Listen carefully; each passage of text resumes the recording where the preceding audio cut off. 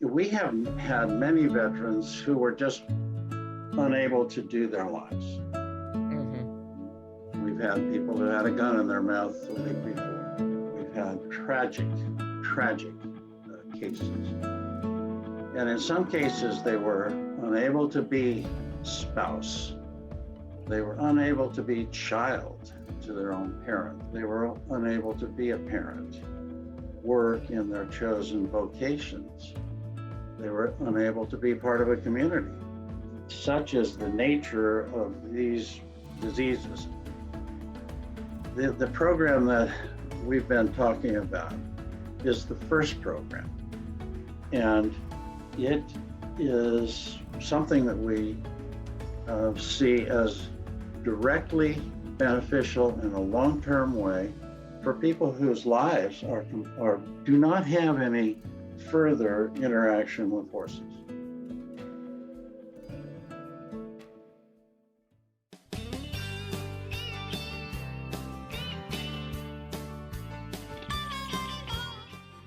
Hello, and welcome to the Equus Film and Arts Fest podcast, the only program for horse lovers who have a fondness for horses in film, art, and literature.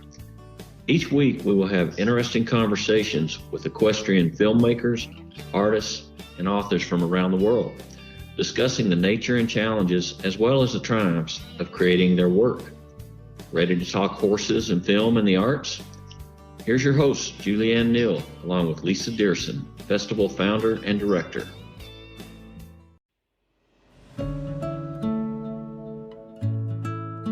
Welcome back to the podcast. It's time for a new season. Today, we'll be speaking with one of the longtime supporters of the film festival, Mike Dunne of Equine Empowered Therapy. EET is a fully certified 501c3 designed for veterans who are experiencing difficulty reintegrating into civilian life. EET utilizes natural horsemanship and rescued horses to provide programs to achieve therapeutic success, and they do specialize in Mustangs. In today's conversation, we'll hear more from Mike about the program. Mike, welcome to the podcast today. Well, thank you very much, and hello to your listeners. Hello. I'll tell you before we get started, you told me in some of our introductory emails you're just an old cowboy. And so you put me at ease with that statement from the get-go. But I think you have to be a pretty perceptive cowboy to have done everything that you've done and to have started this organization. So first of all, can you tell us a little bit about yourself and what led you to horses in the beginning? Well, I was born around them. I may have been born in a horse stall, but at the time, my family couldn't afford tractors. So horses were everything. They were our farm implements. They were our transportation still. They were our pleasure. They served in really vital ways, which I believe is characteristic of that time and before, long before. Horses have always been vital in human lives. So I say to people, I'm an accident of education, but the only job I ever really wanted to have was being a cowboy all my life, and that remains so today.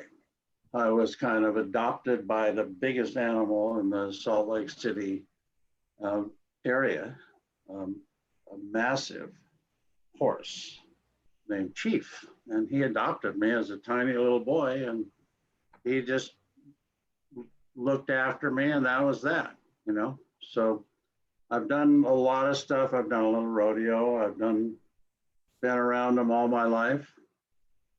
Today, they are the cheapest form of psychotherapy. So I'm a veteran myself and was really grabbed by an article in the Los Angeles Times about veterans gentling wild horses. And the whole article was a well-written article, but the whole article was about the veterans, the effect on the veterans. Mm-hmm. So I've been sitting on the couch being upset at long waiting and veterans not being able to get care that they needed for traumas of their service and so forth. And as I read that article, I thought, well, I could do that. I know how to do that. And I got a kick in the pants from Bruce Boss, a dear friend, non-horseman. He sent me the same article about 4 days later with kind of an implicit message that was, well, let's do something. So that's how we started with equine empowered therapy. Well, I noticed on your website, your tagline sort of is serving veterans, horses, and those who admire them. And I love that piece at the end, those who admire them, because there is just something about the horse and that connection that is made. And so I know that there's been some powerful work going on in your, through your organization. And so there's a lot of intimacy and partnership and communication. And I think underlying all that, there has to be a level of trust. So how do you build that level of trust, or how do you encourage that level of trust between the veterans who come out and the horses that they're interacting with? Well, I'm going to quote somebody who is dear to me, who's sitting right here. Natural horsemanship breaks down trauma. So when we apply the principles, the old principles, well, I shouldn't say old, but really emanating from Bill and Tom Dorrance. When we break that down, when we slow it down, when we break it into smaller pieces, we achieve intimacy. That's the right word, the word that you used. We have the horse become the horse. We begin to see the way horses communicate. We become more observant. In so doing, we become more observant of ourselves. And ultimately, we get present. That's the big thing, the single biggest thing. When I look at our world today, how many of us are truly present? Oh, that's so true. So true. It With is all the technology and everything else, it's getting everybody out into nature and interacting. Absolutely. Yeah, we're planning this thing, the next thing, and the thing after that. And the horse says, whoa, wait a second. If you want to be in my herd, you have to be present now. If there's a bear that's coming up that's going to eat us, we need to be vigilant. We need to be ready to go. We need to have clear communications so that when we have to skedaddle, we're not going to trample each other. The young ones, the infirm, all of us are going to take off and we're not going to trample each other. They force you to trust yourself. If you want to be in their herd, you better trust yourself. You can't be your image. You can't be your trauma. You can't be your fear. Unless that is what you are right this instant. So when veterans come out, do you have like a step-by-step program, or is it a lot of just in the beginning stages anyway, the getting to know you part? Does that sort of flow? How does the program work? The programs are about 4 to 6 hours. And we like groups of about 2 to 4 veterans, though we've done them with 1. And it really starts with a basic introduction to how you approach a horse, right? how you capture a horse, how you then, once you have done that, how you send them, right? So all of this is on the ground. Mm-hmm. And we have some outstanding clinicians who help us with this, so that they're seeing in their own time and way the reactions to horses from their presence, from their body, from their attitude, from the stiffness they have, from the fear they're experiencing, whatever it is. They see how the horses respond, and then they begin to see that softening and the gentle side of horses kind of coming together. So that is, all of this is accomplished, and it goes the pace of the horse and or the veteran. The two of them have to come into partnership. Mm-hmm. If that makes sense to you, they have to be together, present at the same time. Right. So it goes at the speed of whichever. Mm-hmm. And each individual has his or her own pace. So we spend whatever amount of time that is. We'll usually use a round from the corral, or we will use a round pin. We do a lot of these things unrestrained with the horses. Mm-hmm. And allow the veterans more time to get movement of the horse with their body, with their feet, and eventually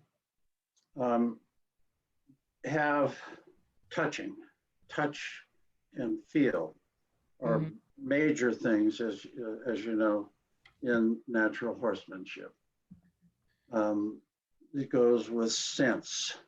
So as they begin to see this animal in a different light, and they lose themselves or their image of themselves into being present, what you can see is this closeness is occurring.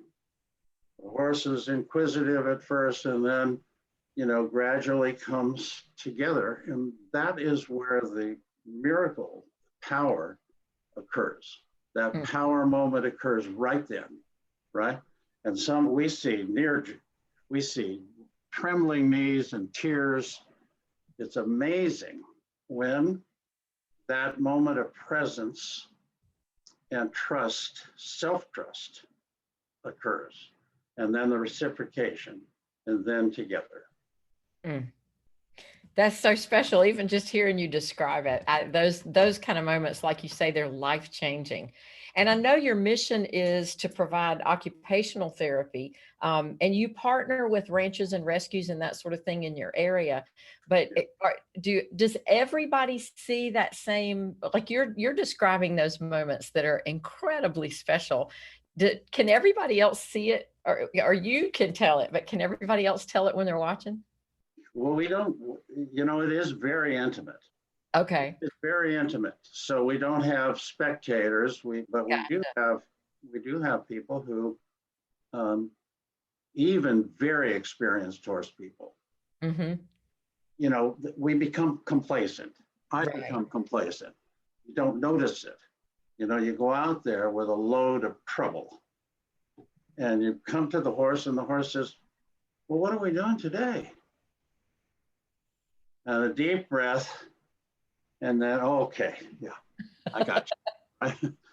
But we are complacent about this. Yeah. Most of us, in fact, all of the great horsemen have experienced these things. So really, you can observe it, you can see it. One of the reasons that we are sponsoring Equus is that we believe that you can see these things in the videos, right? Mm-hmm. And we have developed techniques where the person that's taking the video or the pictures is inauspicious. So just melting into the background. and we can capture both the words and the moments. We can anticipate what's going to happen next. You can see it. I mean, I have a good eye, but you can really see how they're coming together. You can see they're just taking us half a step closer. They're looking at each other in slightly different ways, and Right. all of that is just occurring. So we really, in truth, Julian, we are just a dating service. I never would have put it that way, but you're absolutely right. You're right. This episode of the podcast is brought to you by JA Media Productions and the Marley Project Incorporated. The Marley Project is a nonprofit 501c3 dedicated to equine-assisted services, including learning, equine rescue, and equine-based public service. Our foundation provides programs for mental health and wellness, equine experiences through the arts and literature, and collaborations with local charity partners. So what are the veterans doing when they leave you? Are you preparing them for specific jobs or just sort of getting them to crack open a shell and be receptive to jobs? How does that work? Well, we have, not quite sure how to answer this one. We have had many veterans who were just unable to do their lives. Mm-hmm. We've had people who had a gun in their mouth the week before. We've had tragic cases. And in some cases, they were unable to be spouse. They were unable to be child to their own parents. Mm-hmm. They were unable to be a parent. They were unable to work in their chosen vocations. They were unable to be part of a community. And such is the nature of these diseases. I don't pretend to know anything about that other than what is ordinary knowledge. But we see that. Mm-hmm. And so the program that we've been talking about is the first program. And it is something that we see as directly beneficial in a long-term way for people whose lives do not have any further interaction with horses. Mm-hmm. We see that as long-term, that one session. It also serves us for those who have both interest and aptitude in pursuing a mission or a career in the equine world. We see that as a place where we can be where they can begin to identify what their aspirations are. Huh. And then we have about 10 different programs. Most of those are one-on-one, where they work with partners, clinicians, to look at one phase or another. Mm-hmm. Part of that 10-step program is ensuring horse handling. Horse handling is essential to whatever you want to do. If you want to be a veterinarian, Right. be a shoer, you want to be a rider, you want to do whatever you want to do, you better learn how to handle the horse, right? Amen. And you even have a blind veterans program that you're doing in partnership with a rehabilitation center, I believe. I don't know of any other program like that. No. How did that start? No, it's absolutely unprecedented to the best of my knowledge. Out of the blue, we were contacted by the Blind Veteran Rehabilitation Center in Long Beach. Now, they are a separate organization. I think are there 8 or 9? There's 8 of those in the country. The one here in California serves part of Arizona. I think Oregon, and maybe Nevada. That Mhm. serves a broader area. We were contacted out of the blue, and they said, do you have any programs for blind veterans? And I went, what? But we thought about it. We have a good safety orientation. Mhm. I have considerable expertise. Will Friday, who is part of our group, also has expertise in those areas. So risk assessment, risk management. So we thought about it from that standpoint. And I have the right horse. That's great. So we went back to him and we said, we think that we could do something. Put an agenda together, had several discussions, and then we just decided to do it. Mm. It is enormously successful. Wow. In fact, last week, they called us to book 2 more programs. Again, 2 to 4 veterans at a time, one in June, one in July. You're able to provide these services, I read somewhere, free of charge for the veteran, and that is incredible. Do they apply? Is there a huge application process? How did they get in? How do they get in touch with you? We've been reliant upon the VA, the VA itself, Mm-hmm. and we go to different events that they have. So we've been reliant on them to provide veterans, to say, okay, well, here's a group. At some of the events, we have sign-up lists, and people will sign up if they have an interest to go through one of our programs. Mm-hmm. Last event we did was in Long Beach, was a program for MST. That's military sexual trauma. Mm. And if you want something really ghastly, combine that with PTSD. Right. Mm. So that's been the source of of our veterans. We love working in collaboration with the VA. Oh, sure. We've met some delightful and dedicated professionals who are on the staff of the VA. And whatever anybody has to say about it, don't say it about the people. Mm-hmm. They're overburdened, yes. But boy, I'll tell you, these are dedicated folks. Exactly. Exactly. Please be sure to tune in next week when Julianne and I have another interesting conversation with one of our Equus Film and Arts Fest filmmakers, artists, or authors.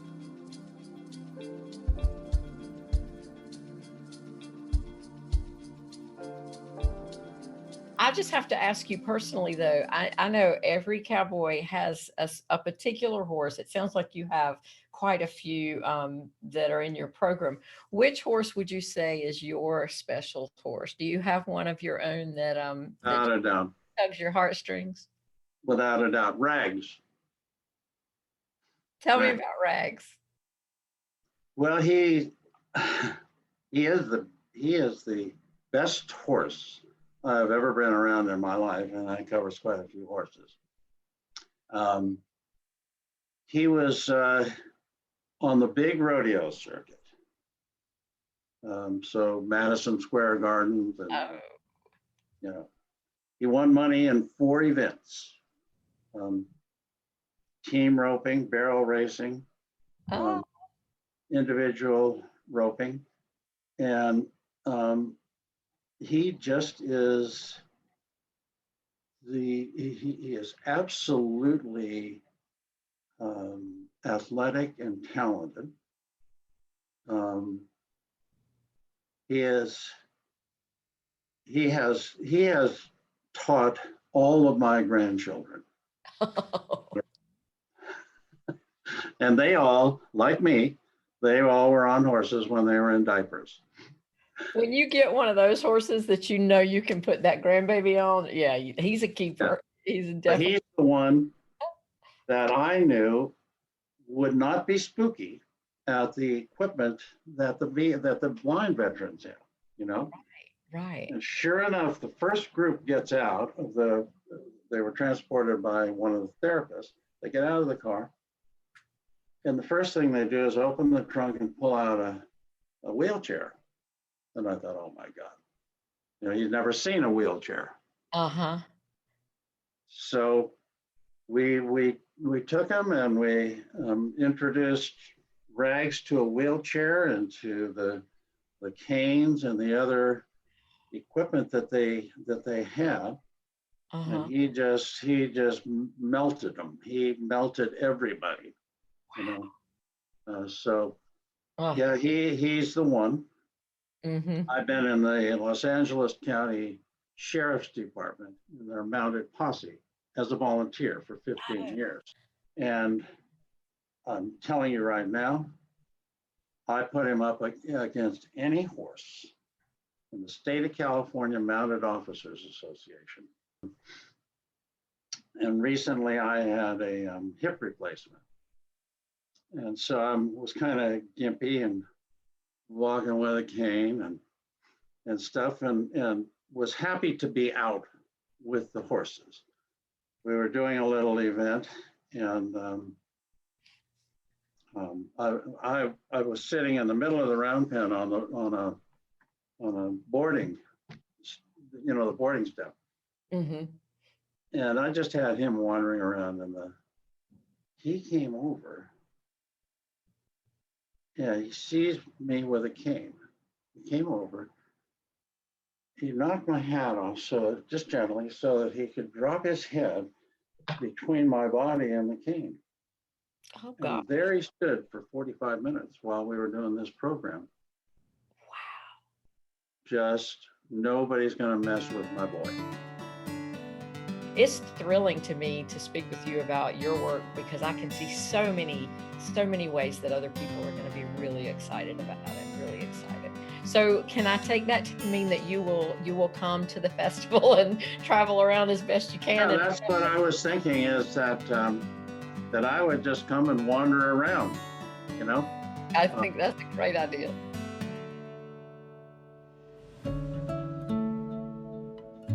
We hope you'll join us in the coming season for all our conversations with Equus authors, artists, and filmmakers. The 2022 Equus Film and Arts Fest took place in Sacramento, California, where we introduced the first ever Mustang Summit.